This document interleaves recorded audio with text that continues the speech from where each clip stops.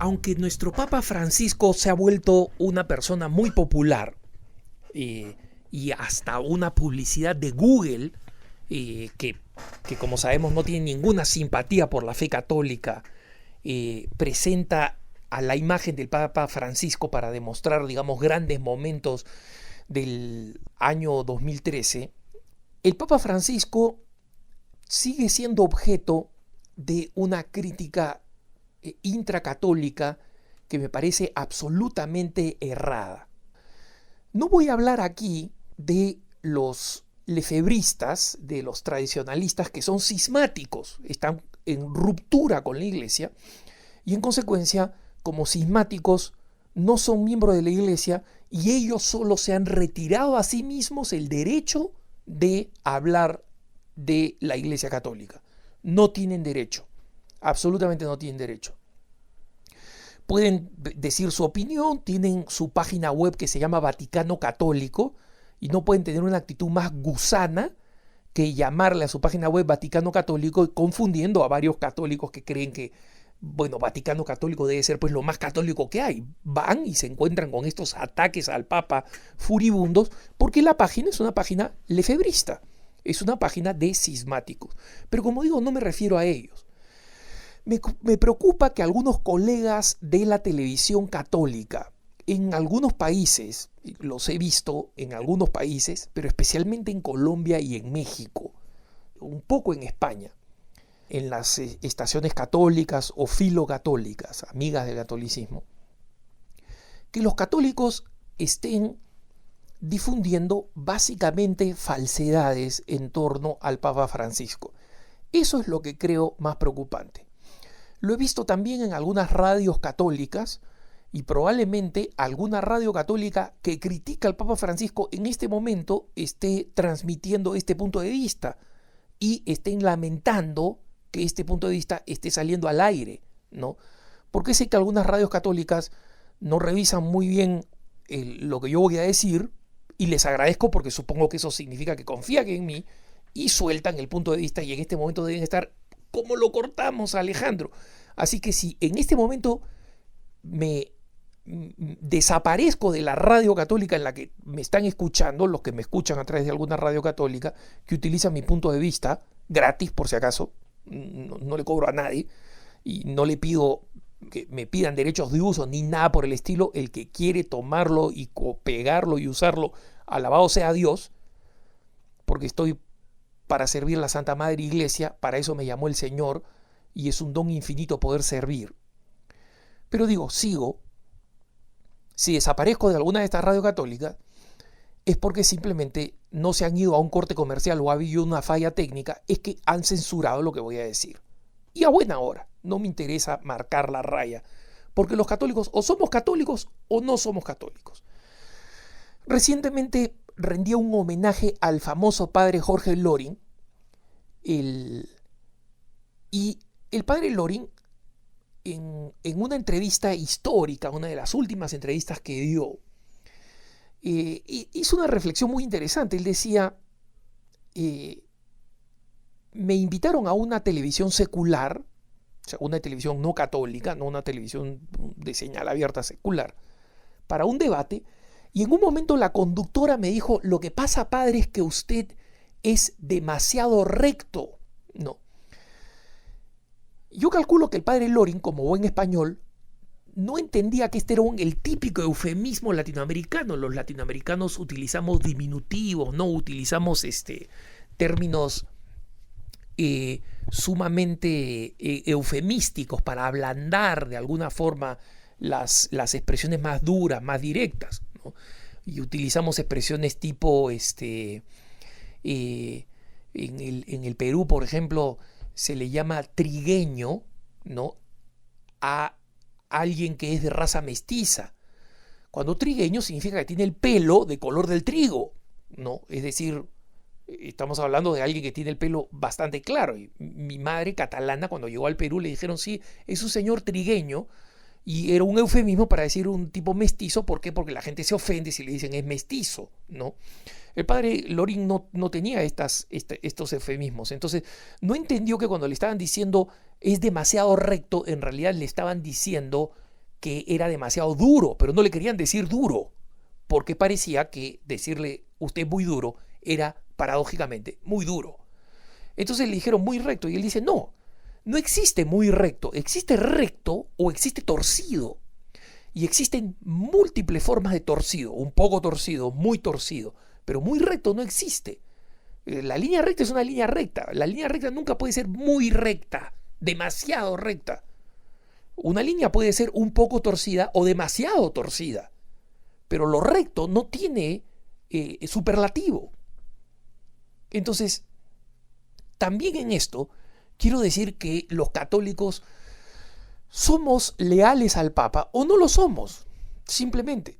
Entonces, algunos, como un curita argentino, que ha sido reproducido por una mujer que alguna vez fue una gran apologista católica y que hoy se ha convertido en una enemiga abierta del Papa, utiliza esta nomenclatura, esta fórmula totalmente ridícula, diciendo, yo creo que hay 4 tipos de católicos.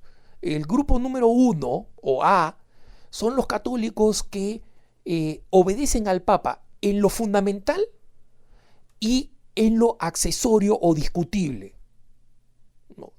No importa si el Papa usa zapatos negros, todos quieren usar zapatos negros.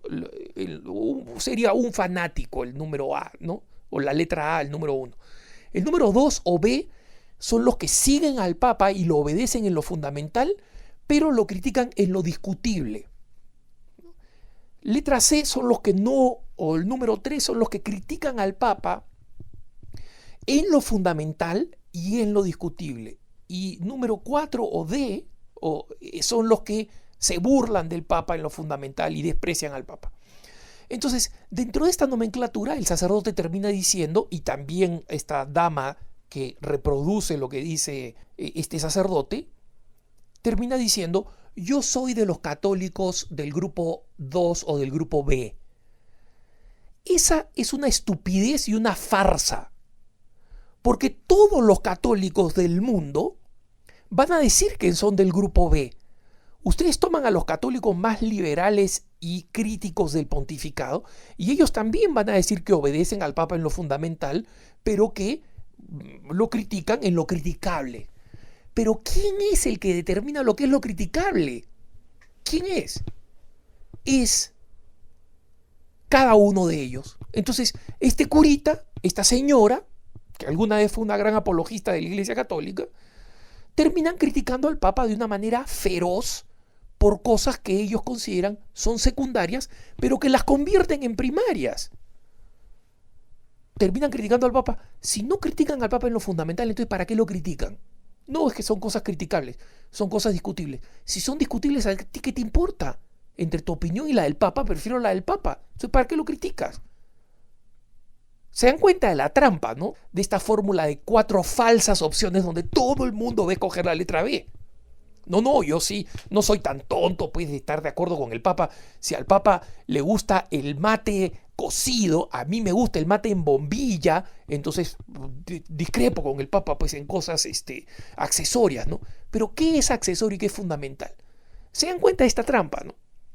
Entonces, en este contexto yo he escuchado, por ejemplo, críticas totalmente desquiciadas, no solamente al Papa, sino a alguna de sus personalidades. Miren, hermanos, el arzobispo Müller, que es el prefecto de la Congregación para la Doctrina de la Fe, es un arzobispo que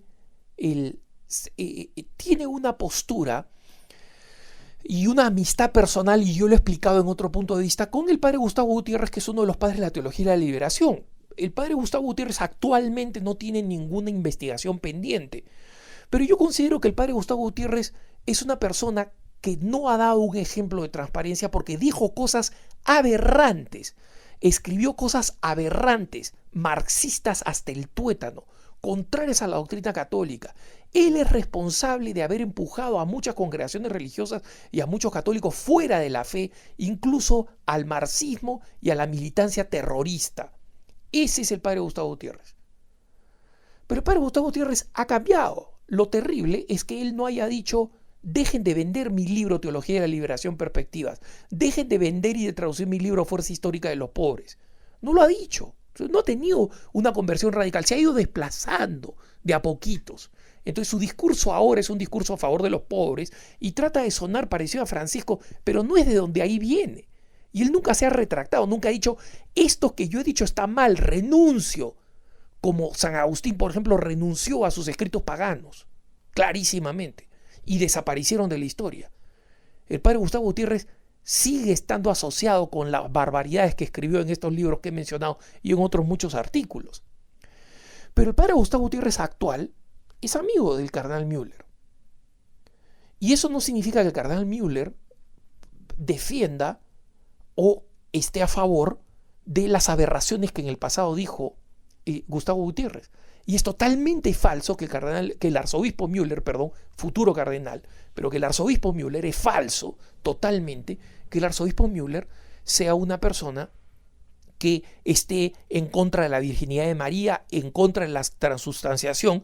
Hay algunos textos confusos en la copiosa obra del arzobispo Müller como teólogo, en el que establece algunas interrogantes sobre este tema que se debatían teológicamente en Alemania, y él al establecer esas interrogantes, si uno las cita sacadas de contexto, puede dar la impresión de que es así. Y estas citas sacadas de contexto han sido repetidas por muchos de estos católicos para decir el arzobispo Müller es una persona totalmente de no confianza. Y de esta manera tratan de minar el pontificado del Papa. Nadie dice que las personas que el Papa escoge son perfectas. Ningún ser es perfecto, ni el Papa es perfecto. Pero nosotros tenemos que tener en cuenta no solo las enseñanzas del Papa y que el Espíritu Santo ha participado en su elección a pesar de los errores que puedan tener los seres humanos, y muchos de ellos dicen, bueno, en el pasado se eligieron papas que fueron un desastre, etcétera, etcétera. Sí, pero ningún papa fue un desastre teológicamente, ninguno. Lo he dicho en múltiples ocasiones, en múltiples puntos de vista. Pongo el ejemplo del entre comillas, uno de los peores, el Papa Alejandro VI, Borgia, el Papa Alejandro Borgia, que tuvo una vida moral deleznable, repulsiva, pero que nunca erró en doctrina y tuvo que decidir cosas doctrinales muy importantes. Y quienes cuestionan ahora al Papa Francisco, lo cuestionan en temas de doctrina. Entonces están diciendo que el Papa Francisco es peor que el Papa Borgia. Eso es lo que están diciendo.